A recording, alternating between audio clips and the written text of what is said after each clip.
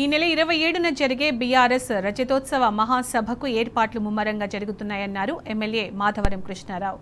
కూకట్పల్లి నియోజకవర్గంలోని ప్రతి డివిజన్ నుంచి 5,000 మంది కార్యకర్తలు తరలి రావడం కోసం సిద్ధమవుతున్నారన్నారు. ప్రజలకు ఎలాంటి ఇబ్బందులు తలెత్తకుండా జాగ్రత్తలు తీసుకుంటున్నామంటున్న మాధవరం కృష్ణారావుతో మా ప్రతినిధి Ranjith face to face. Telangana రాష్ట్ర సాధన కోసం తెలంగాణ రాష్ట్రంలో తెలంగాణ ప్రజలు సుస్థిరంగా బ్రతకడం కోసం టీఆర్ఎస్ పార్టీ ఆవిర్భవించి ఇప్పటికీ 20 సంవత్సరాలు అవుతుంది.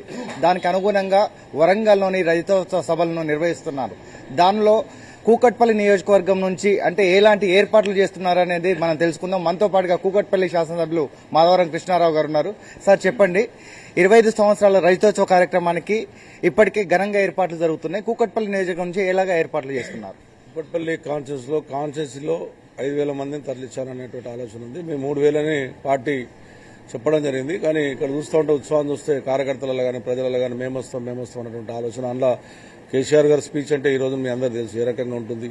ప్రజలకు ఇచ్చిన సమస్యల మీద ఆయన మాట్లాడతాడు కాబట్టి, ప్రజలకు ఇచ్చిన కష్టాల మీద మాట్లాడతాడు కాబట్టి అది ఇందామనేటువంటి ఆలోచనతో కంపల్సరీగా వెళ్ళాలన్నటువంటి ఆలోచన. ఈ రోజున మేము డివిజన్కు ఒక 5 బస్సులు అంటే లేదా 10 బస్సులు కావాలన్నటువంటి ఆలోచన ఈ రోజు మా కార్యకర్తల నుంచి వస్తూ ఉంది, ప్రజల నుంచి వస్తూ ఉంది. ఆ రకంగానే ప్లాన్ చేస్తూ ఉన్నాం. సుమారుగా సెల్లిగంపల్లి కానీ కూకట్పల్లి కానీ రెండిట్లలో 10,000 మంది వరకు తరలి వస్తారు కంపల్సరీగా. అంటే ఇప్పటికీ ఈ పార్టీ ఆవిర్భావ కార్యక్రమాలు ఏర్పాటు చేస్తుంటే ప్రభుత్వం ఇప్పటికీ కూడా పర్మిషన్ లేని పరిస్థితులు కనపడుతుంది. దానికి గల కారణాలు ఏంటి? వాడు పర్మిషన్ ఏమి ఇవ్వకపోయి ప్రజలు వచ్చిన వాడు తెప్పిస్తాడు. ఏం చేస్తాడు? పని అయ్యేదా? కంపల్సరీ వస్తారు, ప్రజలు వస్తారు, కంపల్సరీ ప్రజలు ఆశీర్వాదం ఇస్తారు, వస్తాం. ఎవరు ప్రశ్నించడం అవసరం లేదు.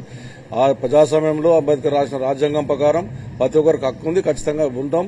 ప్రజలు వచ్చినాక ఇంకా పర్మిషన్ మాకేం పని? ప్రజలే చూసుకుంటారు. రేపు పొద్దున ప్రజలే తరలి వచ్చినాక ఎవరికి పర్మిషన్ అవసరం ఏముంటుంది? Thank you.